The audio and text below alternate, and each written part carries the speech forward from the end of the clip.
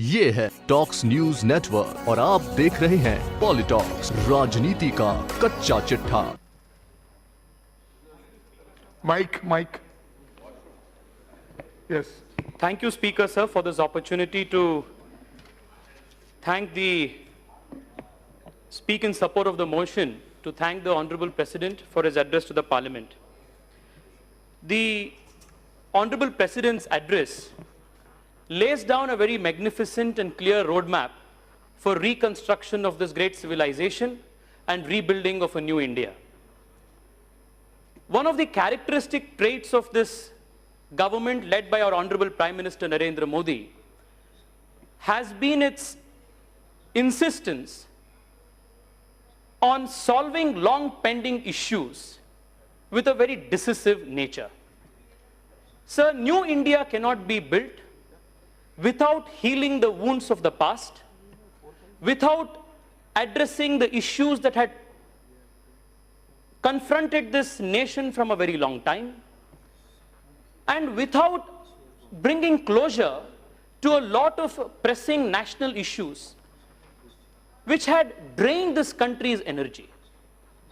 And sir, it is to the credit of the Prime Minister's vision and his decisive leadership that many issues of the past have been addressed and have been given a closure. Sir, 370. This issue was pending since the time of our independence. The Prime Minister's leadership and this government's decisiveness has put an end to this continuous separation, psychological, constitutional, legal, and most importantly, emotional, that people of Jammu and Kashmir as well as the mainland of India faced for the last 70 years. Article 370 was used as a wedge by Pakistan to further its vested interests in Kashmir and further Islamic terrorism in Jammu and Kashmir. But sir, with the abrogation of Article 370, a 70-year-old pending problem has been put to rest and we have moved on. In the same way, triple talaq, a long pending issue, ensuring justice is given to our young women, young Muslim women, that was addressed decisively by this parliament and by this government.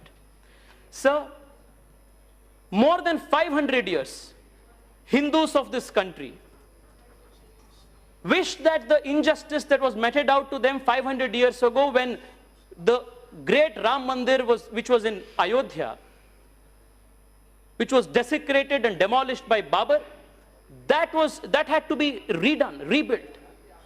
People waited for 500 years. And in the last so many years, people made continuous effort, legally, constitutionally, politically, in mass movements, spiritual movements, to rebuild this temple. But it took the Prime Minister and his decisive leadership to ensure that a big issue like this, a festering wound which had created so much of conflict in the society, even that was addressed. And today, it's a great moment in a red letter day in India's civilizational history because the Prime Minister addressed the nation and made this statement that the magnificent construction of Ram Mandir is only a few months, a few years away, a few days away. A big issue has now been closed. Sir, in the same manner, whether it was the issue of the Bodoland issue, whether it was the issue of Bruriang, all of these issues, which were pending from the last 6 decades, 7 decades, all have been given a closure. When the country was partitioned, sir, the issue of those people who stayed back in Pakistan and erstwhile East Pakistan was a very important issue that needed to be addressed by this country. No government decided to take the issue head on. From Mahatma Gandhi to Jawaharlal Nehru, to even Manmohan Singh, from when he spoke in this very house and demanded citizenship rights to Sikhs and Hindus from Pakistan, all of them, irrespective of political parties, spoke in one tone and wanted justice to those refugees who came to India unable to bear the persecution, religious persecution in Pakistan. Sir, it was our government, under the leadership of Prime Minister Narendra Modi and the decisive visionary leadership of Honorable Home Minister Amit Shah ji, which passed this historic Citizenship Amendment Act to ensure that these persecuted religious minorities will be given a justice. Sir, what is extremely disappointing what is extremely troubling is that the opposition of this country, knowing fully well that these legislations, especially the Citizenship Amendment Act, has nothing whatsoever to do with taking away citizenship from anyone, has gone around the country indulging in a campaign of lies, a campaign of slander, misguiding the people of this country. I want to ask all those leaders in the opposition, how will you face the next generation of this country? How will you face the young generation of this country when every single day you are on a campaign based only on untruth and lies? So what is happening today in Shaheen Bagh in Delhi is a stark reminder that if the majority of this country is not vigilant, if the patriotic Indians do not stand up to this, the days of Mughal Raj coming back and revisiting Delhi is not very far away. Sir, what is happening in Shaheen Bagh is fanatic Islamism masquerading in the garb of constitutional secularism, sir. And therefore, we must exercise vigilance to ensure that this country will be on a path of true secularism, on a path of true secularism. Sir, no, I will not yield. I will not yield, sir. Please. Sir, I will not yield. Kanimozhi, what is every single day you have been engaging in a... It will be removed the record. Yes. You're misguiding the young people of this country. So I want to ask all of you. People say the CAA is an unconstitutional bill. My question to the opposition.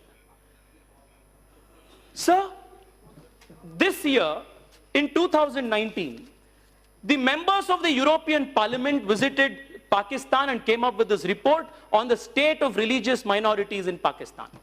I want to ask the leaders in the opposition. This is what the report says, and I'm quoting from the European parliamentarians' report because because you take their word to be gospel more than the Indian leaders. Sir, Sonia, sir, wait, sir. Sonia, I want to ask all of you.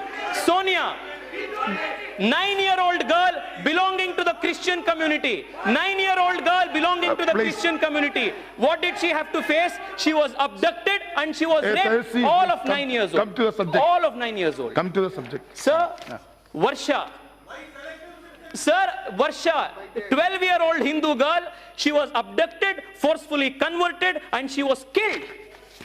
Sir, Monica, 11-year-old girl, Sikh community, abducted, raped, and issued death threats. What the opposition is trying to do today is to stop this 11-year-old girl, this 9-year-old girl from getting citizenship here. You are denying them justice. What you are doing, is unethical. What you are doing is unjust. What you are doing is inhuman. And this country will remember this country will remember this bigotry of this opposition. Sir, Yes, sir, I also want to ask. Sir, I also want to ask. Yes. Sir, I also want to ask. Their argument is that why is it that the CAA is not giving citizenship to the Muslims of Pakistan or Bangladesh? So how can the persecutor and the persecuted both be seen on an equal footing? So Article 14 not only mandates us to treat the equals equally, but it also commands that the unequals must be treated unequally. You cannot equalize the perpetrator and the persecutor on the same footing. It will be violation of Article 14 and the fundamental principle of equality. Sir, CAA has brought closure to the issue of refugees from these two countries and has healed the wounds of partition. So what the opposition wants is the opposition does not want all of these problems to be closed. They want these wounds to continue festering so that they can continue with their vote bank politics every single day. They want their vote bank politics to continue.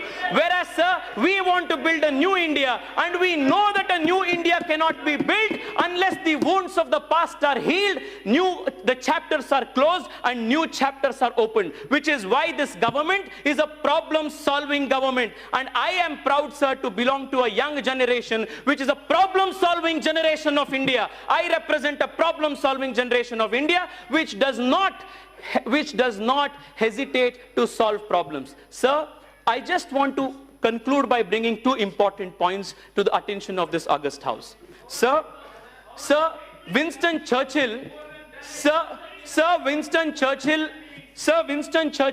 while speaking on defining who a fanatic is, very clearly said that a fanatic is a person who does not change his mind nor change the subject. Sir, I have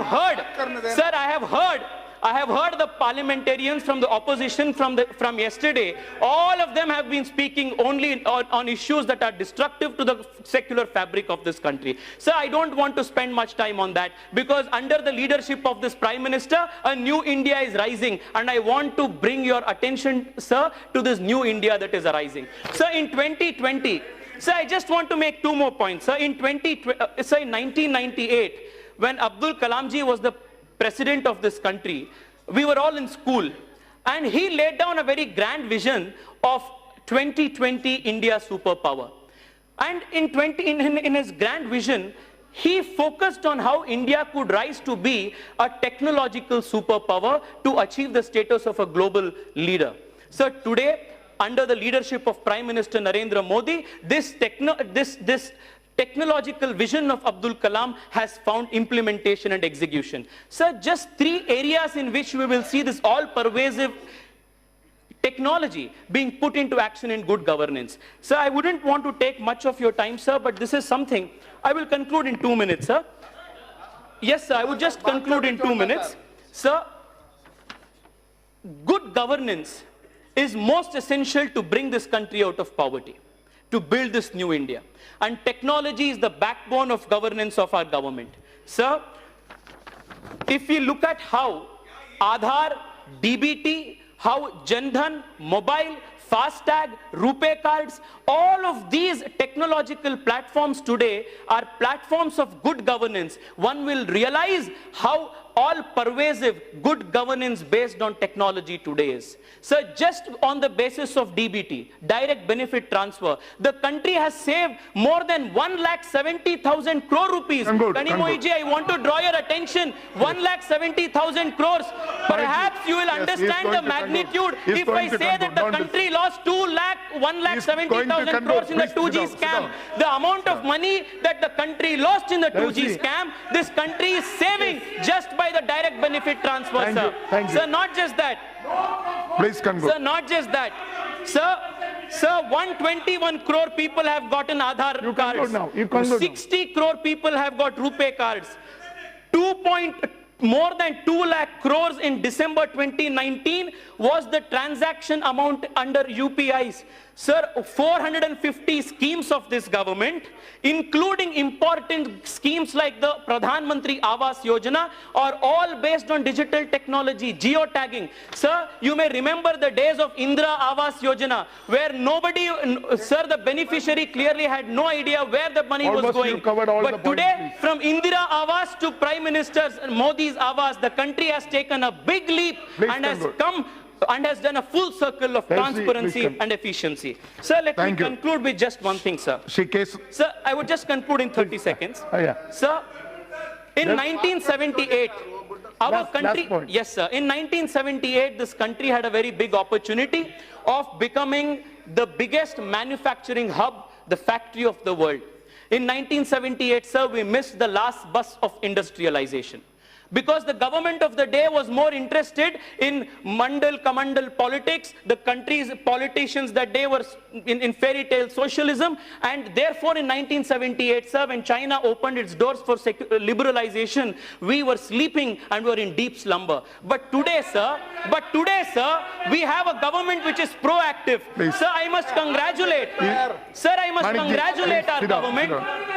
Sit down. Sir, sir, I must congratulate our government for sailing with the times and giving. Sir, today in the budget, 8,000 crores have been allotted just for quantum computing research in this country, sir. Industry Revolution 4.0, India will not be a bystander watching it. India will be a leader. India will be watching it, sir. So I would just want to conclude by congratulating the Honorable Prime Minister and the leadership that he has given to this country.